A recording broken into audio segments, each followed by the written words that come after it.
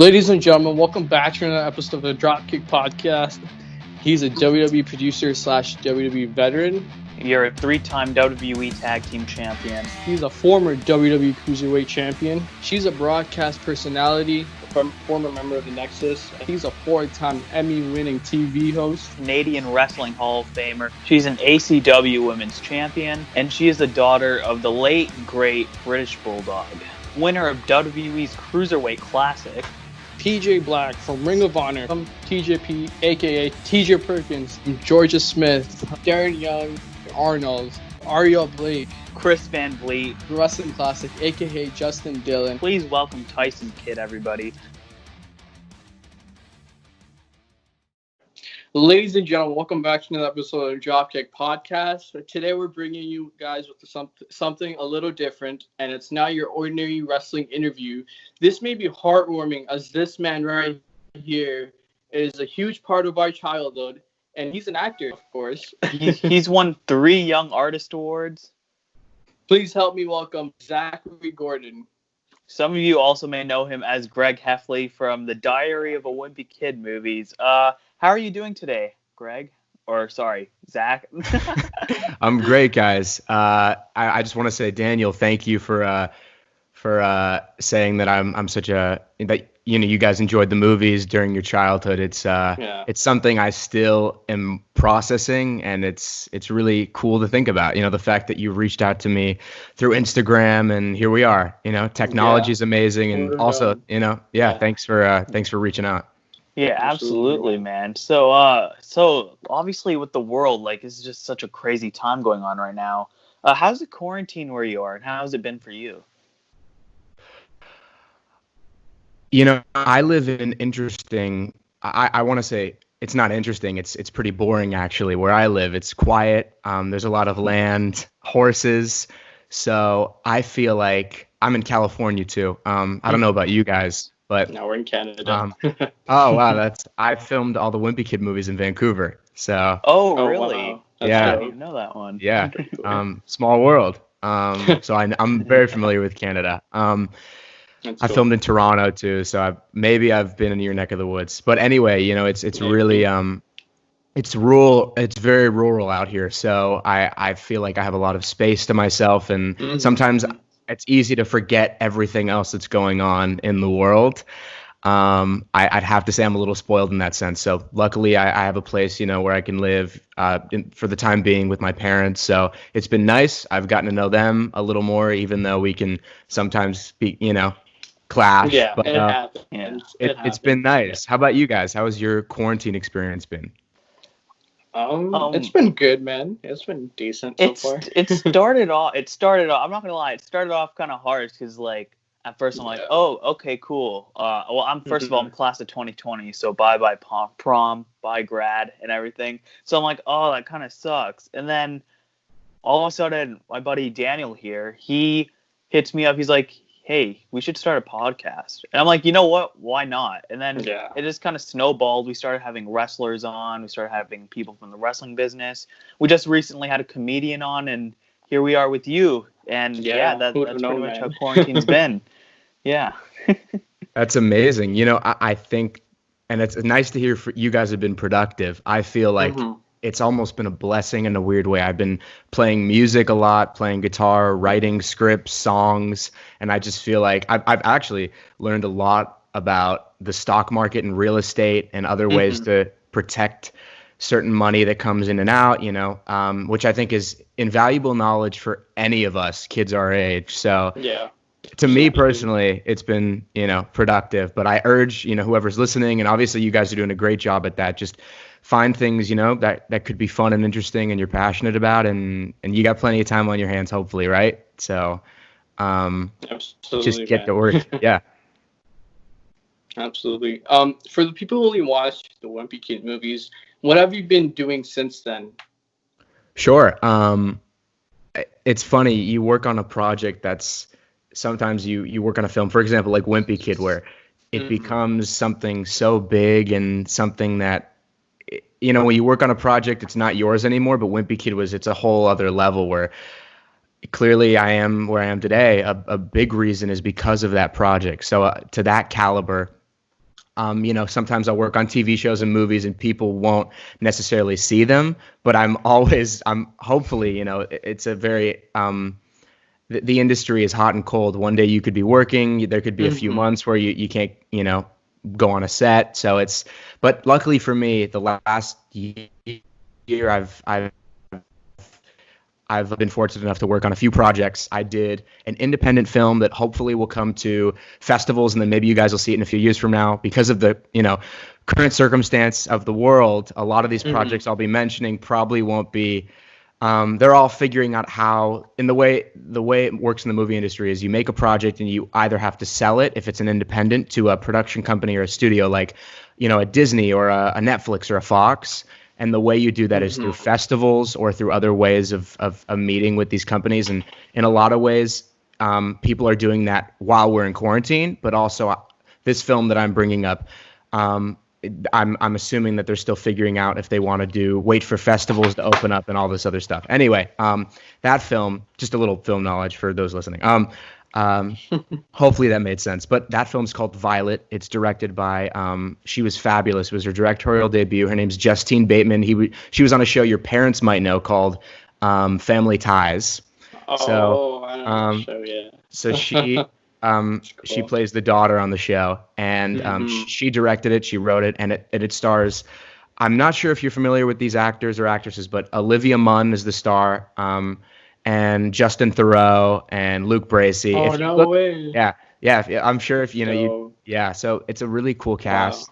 Wow. And hopefully you guys get to see that, whenever the time is right. I also did.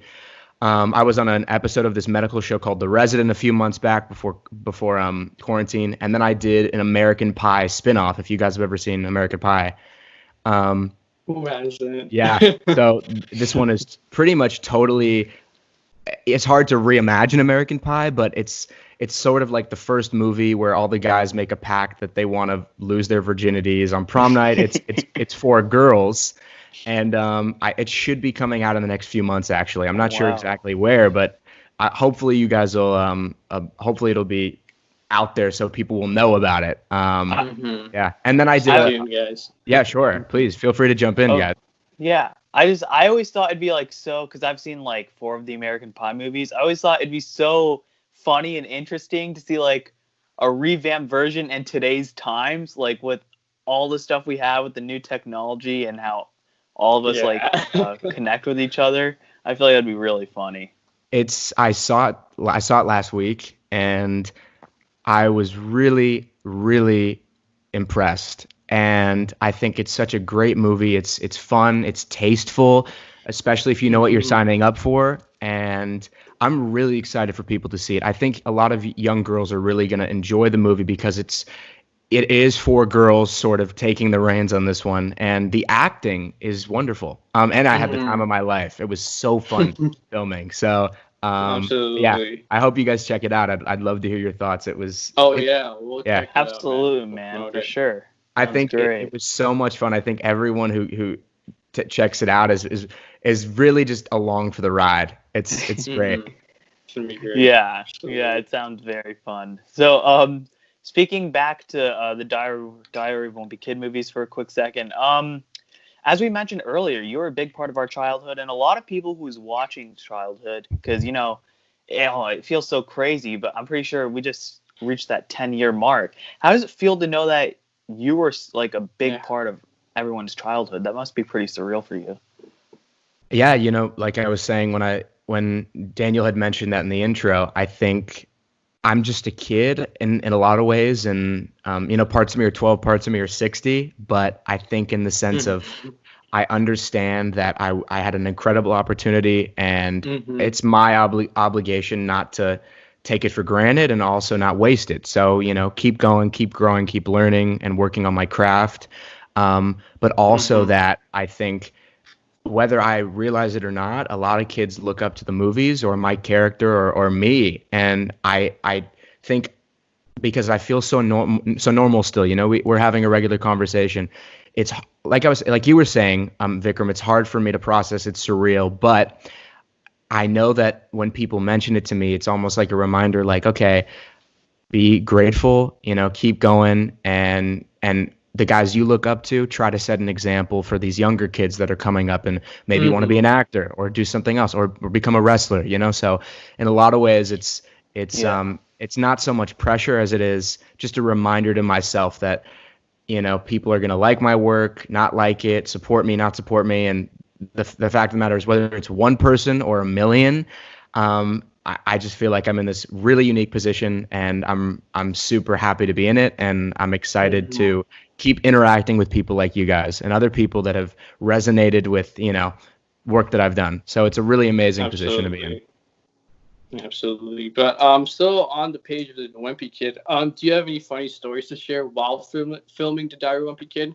Are you still friends with any of the cast members? That's been, what, a decade, as Vikram mentioned? Yeah. So Roderick, Devin, I talked to probably on average every month. Robert, who plays Rowley, I talked to him yesterday. I mean, we talk every week. We go over scripts we're working on, writing. He's coming out to LA soon, so hopefully I get to see him again. And whenever he's in town, because he lives in Rhode Island, Devin and I will go out to dinner together. And I see Devin quite a bit. Obviously, the current circumstance doesn't allow for it as often as we would hope, but we still talk. And one funny story that comes to mind, I can't think of anything else. This is it. All right, let's hear it. Oh, you guys are going to like it. On the second Wimpy Kid, wow, it's been 8 years since I've talked about this, so forgive me if I stumble a bit and my memory, I have to change a few things up, but absolutely. It was on the set of Roderick Rules, and so the second film, and Devin, who plays Roderick, he was getting a box of Oreos sent to set for the day. He just wanted some Oreos, which now looking back in hindsight is a little weird, but you know, because he wouldn't have people pick things up for him. And on set we had EPK, which is it's behind the scenes. So these guys filming behind the scenes stuff. Right. And they were filming Devin, you know, and asked me to come on over while he was making the call to order them. And this is before Postmates, guys, you know. But I don't know if you guys have Postmates up there or Grubhub or whatever. I've never used them, but so joke might have just flew over your head. But they were filming him ordering the Oreos, and I was like, okay, well, I'll have some. And he's like, you're not getting any of these. So later on, right. The camera comes back, and they're filming us, and Devin is opening up the Oreos in front of me. They're like, Zach, we want to get your reaction, you know, as he sounds so cringy when I say get your reaction. They didn't say that. But so I was around him while he was getting the Oreos. He went to take one, and then right as he was about to eat them, I took the whole box and I started running, right? I was running. Oh. The camera's chasing us, and he's chasing after me. I leave the set, and I'm like, you know what? I really want to milk this moment, just really milk it. So I was outside waiting for them to come. The camera's on me. He's like, no, don't eat them. I take 2 Oreos, I put them in my mouth, and I just go for it. And they were filled with toothpaste. Oh. So he got me real good. That must be the funniest toothpaste Oreo prank Bamboozled I've ever heard. You ran with it. That is hilarious. And I was so psychotic, and just I wanted to win so badly that I kept eating them. I was like, they're so good, they're normal. And he's like, you don't have to eat them, you know, like we filled them with toothpaste. I was like, what do you mean? They're fine. They're good. As I was struggling, right it must be, or just some kid who was, you know, looking for some attention. It's all good, man. Yeah. That sounds like you had a great time with the cast. But speaking of cast, the most recent Diary of Wimpy Kid movie had a brand new cast. What are your thoughts on that movie, and what are your thoughts on the new cast? You know, truth be told, guys, I'm just an actor, so I think I auditioned for the role, and I got it, and I was fortunate enough to work on 3 films, and they did super well. And I would say it's the same thing for the new cast. You know, we don't have any control over that. The studio owns the rights, and they worked that out, and they obviously wanted to continue the series, but we had gotten too old, so they decided that their best plan of attack would be to get a new cast. And I really, you know, I I think it's always weird because, yes, I was that character, and obviously all of us were a different cast. But I think when people watch that movie, they see it as a different movie, and I think it was. I don't know what their intention was, whether it was to continue the series. Obviously, with a different cast, it's hard to say, but I think it's its own thing, and I really do wish the cast the best. Like I was saying, we're all just actors getting work, doing what we love, and the success of a project is sort of out of anyone's hands. So, yeah, that's. I mean, it's a weird thing because I wasn't exactly involved in the project, so it's hard for me to speak on. I wasn't there. I didn't know what filming was like. But I wish them the best. Just as I would hope, they would wish us the best too. How we keep we got to love each other and keep moving forward. So absolutely. But we recently switching gears here a little bit. You've been in other films and TV shows such as Pete's Christmas, Madagascar, Escape to Africa, and more. What would you say is your favorite project outside of Wimpy Kid? That's tough. I think recently I've worked on a few projects that, since I've been acting for so long, I think it's been like 15 years at this point. I have learned a lot of lessons. I've collected data, quote unquote. And I think I'll come back full circle to answer this question. I think what I've learned along my way is whenever you're working on a set, whether it's Wimpy Kid, whether it's Madagascar, sometimes it's a day of work, sometimes it's a few months of work, but it's what you do in that time. And also it's this weird thought that nothing will ever be the same. For example, everyone's on set this day filming. It'll never be again. That's what the coolest thing about it is. And the real memory of it, the memory is that what you see on film. And so I think when I work on a set, I do my work, I do my due diligence, I study, I get into the role of the character, but the head of the character. But I think I appreciate the moment. And so it's a lesson I've sort of picked up almost recently after all of this time. And so I would, now answering your question, I'd have to say, I'll say two. One project that comes to mind is, when I was 10, I got to go to, Vancouver and film Wimpy Kid. I also did a movie called The Brothers Bloom, which filmed in Serbia on the opposite side of the world. You guys, I don't even know if you guys even know where that is, but it's Belgrade. But it was just, I get to travel for work and see, all these different walks of life and people. And, I filmed a horror movie on a very low budget called Dreamcatcher that's supposed to come out in a few months last February. And we didn't have any trailers. We all hung out in a party bus, and we didn't party, but we were all together and close and sort of figuring out the movie. Right. Yeah. And that is like, you throw all these people in this random room and you sort of have to communicate, and you're all working on a movie together. There's something special about that. So that too. And American Pie we were all just having the time of our lives, just really showing up, having fun with the work, but hanging out. I mean, we're a bunch of teenagers and, kids in our 20s, just, again, trying to find our place in the world, but also doing this job where, we audition and here we are, and, we're going to make the best of it. So I think it's hard to pinpoint one, because clearly Wimpy Kid it's a big staple in my life, but I try every project to take something special out of it. And sometimes you work on for example, Madagascar, Escape to Africa, I worked on one day. It was in a voiceover booth. You can't exactly connect with people through a piece of glass, because they're on one side and I'm on the other in the booth. But so to answer your question, I think hopefully the best is yet to come, but I've had many experiences like that, Yeah, definitely. Going a little bit back to the new cast for Diary of a Wimpy Kid, I'm sure many people enjoyed that movie, but as a fan, I'm a little bit curious here. Would you be open to maybe a new style Diary of a Wimpy Kid movie where we got like a 20-year-old Greg, we got an adult Roderick, we got some older parents, maybe Manny's in high school? Would you ever be open to a movie like that? Because Wimpy Kid is such a huge part of my life, I think I would be totally open to that. That's but the thing is, it's a business, guys, and that's a decision that is made by the higher up. So the studio execs or the writers, the producers. So again, I'm just the actor, and in this particular situation, since I wasn't, in the process of getting the film made, and I'm not able to make those decisions, I can't be like, hey guys, let's do it.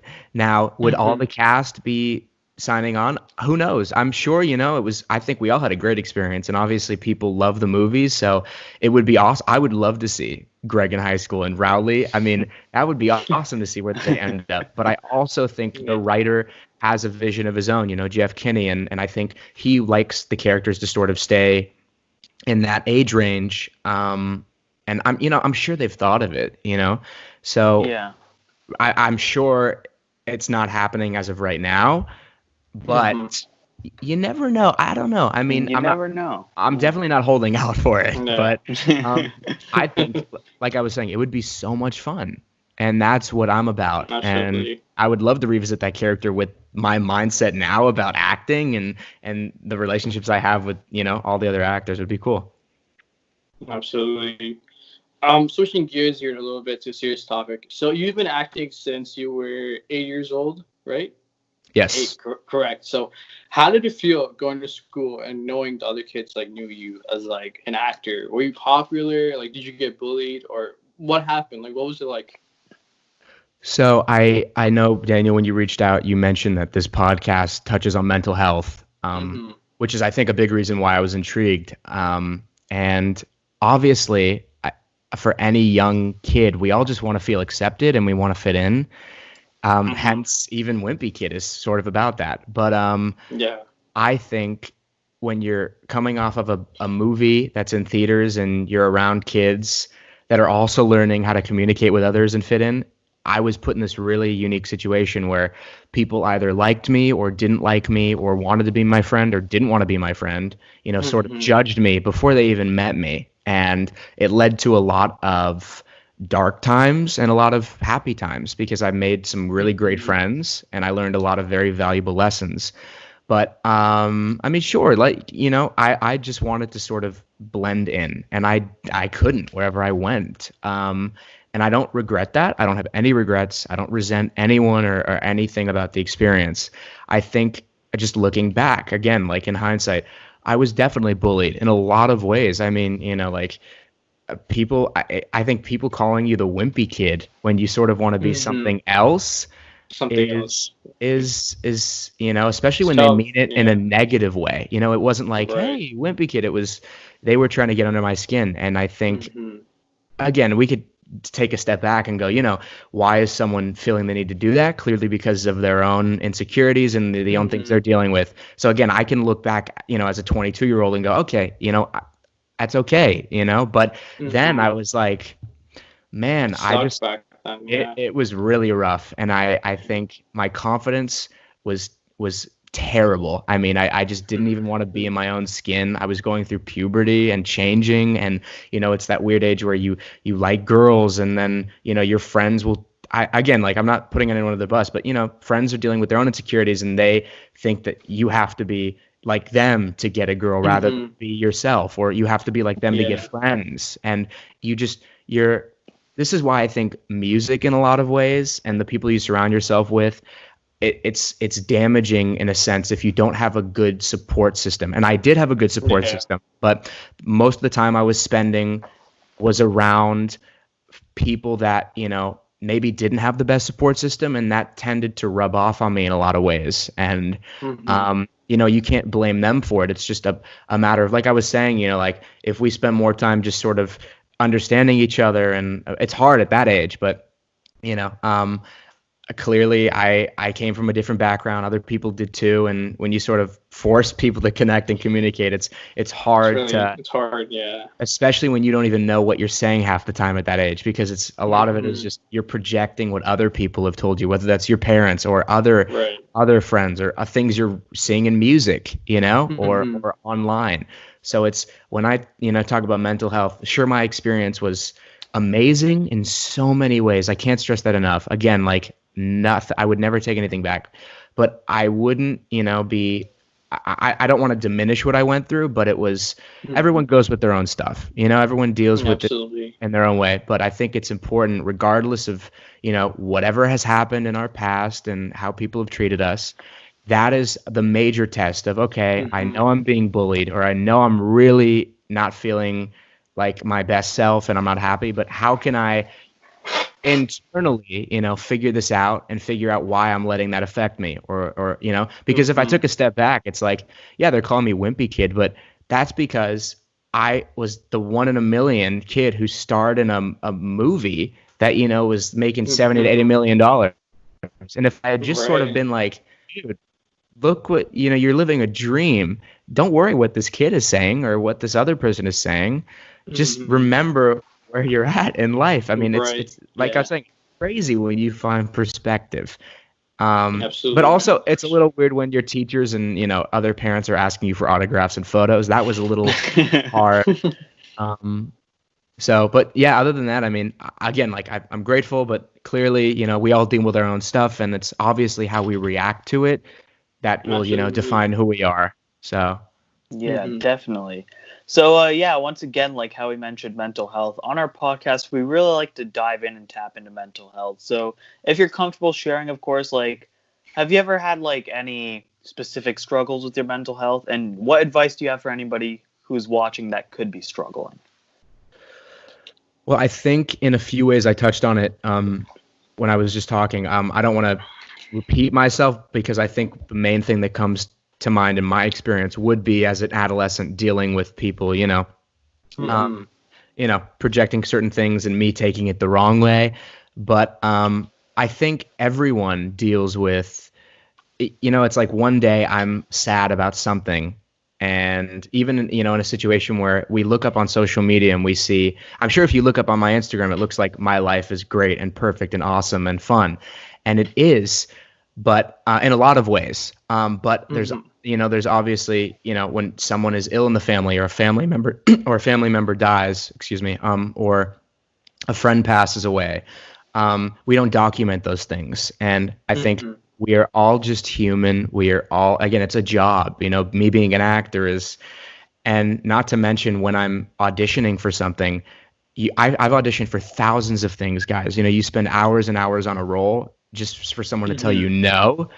That can really dig into your mental health because it's constantly like people telling you you're not good enough. So I think at this point it still hurts when you invest your time into something, or in other people's cases, if they're not actors or artists, in some ways, when you invest your time in other people who sort of say no and reject us. That's happened to me.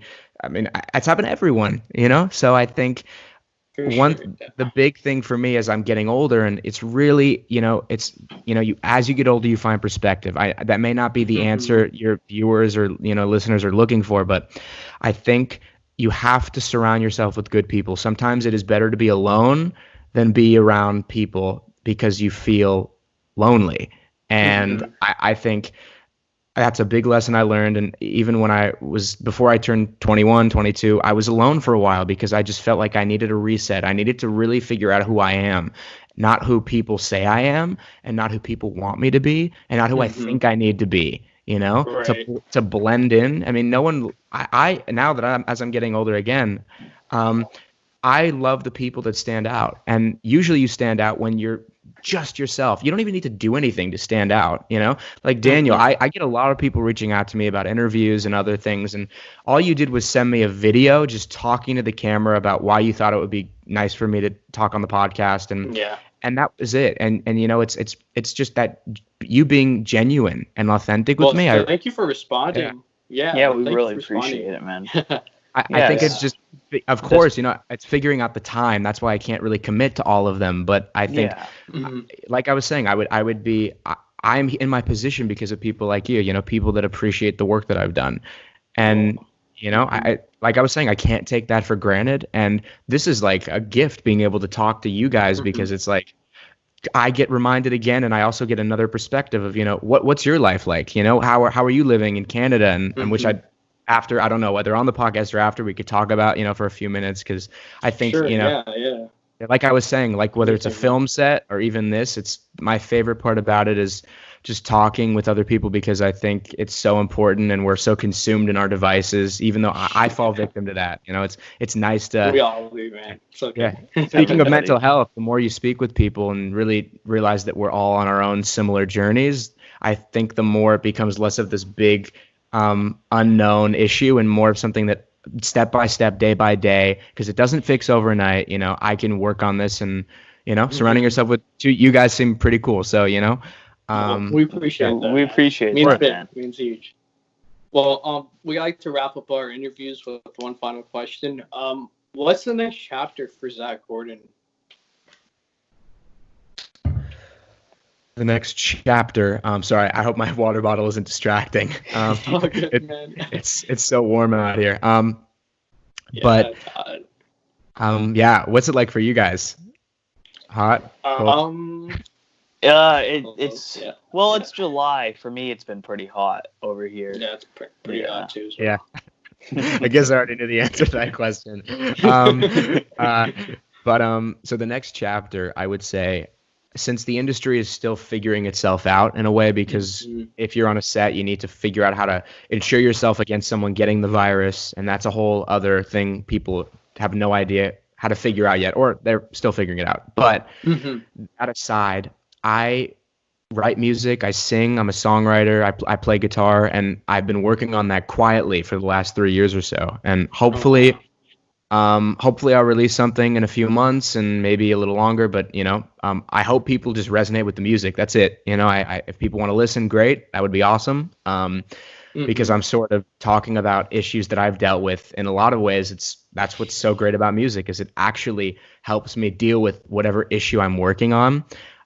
Even writing, I've written hundreds of songs, not hundreds. I've written about 100 songs, and they've all touched on different emotional issues. I've figured out for me, that's my way to let it all out. It's not really talking with someone, more so writing a song, talking about how I lost a friend or a bad breakup, or maybe a bad situation with my parents. And hopefully when people listen to these lyrics and these songs, they can resonate with that. That's it, So right. That, and I'm also writing scripts, so we'll see what happens with that. And like I was saying, acting is, I didn't touch on this, but acting is definitely what I want to do for the rest of my life. It's a big passion of mine. So what's next is a few of the projects I had mentioned before, like the American Pie, the horror movie Dreamcatcher. I'm not sure where it is or when it's coming out, but if you guys, check me out online, then, maybe I'll announce something hopefully soon, sooner rather than later. Sure, man. But yeah, I think really I'm just trying to figure it out day by day. I'm just like you guys, Absolutely, man. Just trying to enjoy each moment too, because it's here today and gone tomorrow. And what's actually really helped with mental health is meditation. I know it sounds a little. Yeah, it does. Do you guys meditate? Absolutely. I do a little bit. Yeah. I try to. A little bit, yeah, here and there. It's definitely calming because I'm Indian, right? So I guess it's more of the way we praise basically forms of meditation already. So usually especially when I'm feeling down, it's a really nice escape for sure. Yeah, for sure. Yeah.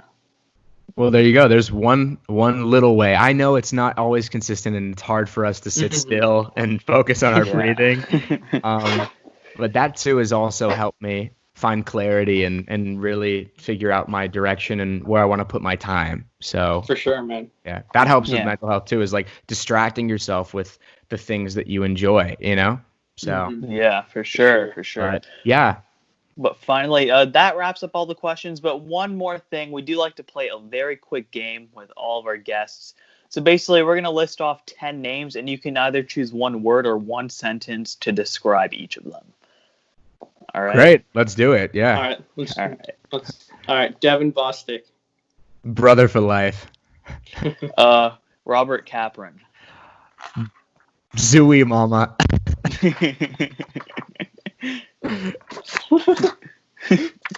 Oh, God. It's classic. Chris Rock. Madagascar. David Schwimmer. Friends. Steve Zahn. my other dad. Period. Okay. Yeah. Okay. Christian Bale. One of the greatest actors of all time. Absolutely. Sylvester Stallone. A real inspiration of mine. Oh, wow. Peyton List.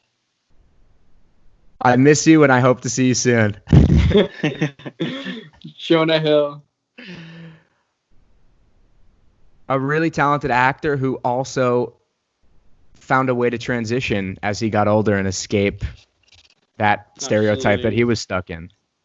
Yeah, absolutely. Longevity, man. That's key. Yeah. And last but not least, Morgan Freeman. The Shawshank Redemption. I was gonna say the greatest voice of all time, but I wanted to sort of stand out. Yeah. I got you, man. For those of you that haven't seen The Shawshank Redemption, it's one of the greatest films ever made, in my opinion. It's a really heartwarming story about friends. Go check it out. I love how I'm plugging The Shawshank Redemption right now. Absolutely. But it's all good, man. Speaking of plugging, before we let you go, where can everybody find you on social media, and where can we find whatever projects that you're currently working on? That's crazy. Wow. Where can people find me on social media? It's so weird that we're in this time where that's what the norm is. That's the thing, right? It's crazy. Yeah. You guys can find me on Instagram and Twitter. It's Zachary Gordon, one word, ZacharyGordon. And I'm trying to post there more. I like to keep my life private, but I think I've also found this cool. I felt a lot of enjoyment by, talking with people like you guys and talking to people on my, social media pages. Getting so flustered right now. It's all good, but man. and Facebook, I post usually the same things there as well. So if you want to check it out, cool. And that's where I will most likely announce my projects when they're coming out, what I'm working on, when I'm filming. And yeah, so if you want to shoot me a DM too and ask me any questions, I try not to stay on social media, but clearly I found Danial that way. So I like chatting with, just normal human beings. It's all good, man. Yeah. Well, thank you so much. And, thank you once again for spotting that video. I didn't expect that, but, small world. And I'm really grateful for this opportunity that me and Vikram got. Yeah, but, absolutely. Man. Thanks, everyone, for watching again. And we'll catch you guys later.